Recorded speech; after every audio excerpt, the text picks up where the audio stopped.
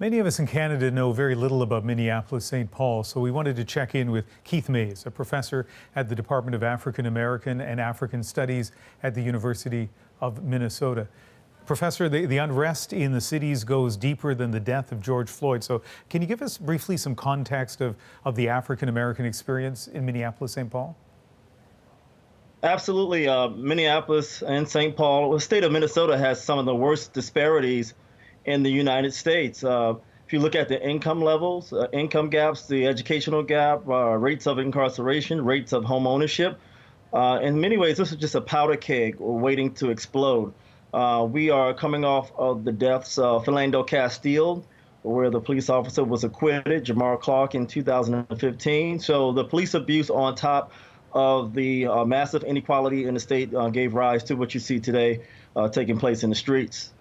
You've walked around those streets in your community. You know what has been going on and the mood. What will it take to quell the violence? Justice, immediate justice. We have the arrest of Derek Chauvin.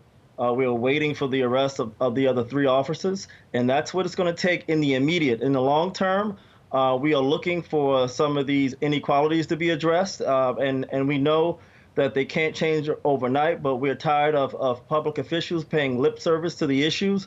It's time that we really understand what's going on in Black and brown communities so we can live out the democracy that's stated in the ideals of the Declaration of Independence and the U.S. Constitution. We've been fighting for these rights for 240 some odd years.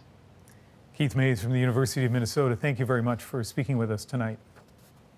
Thank you, Ian. And up next, 3 reporters, 3 different cities, 3 different experiences. We'll talk to them after the break.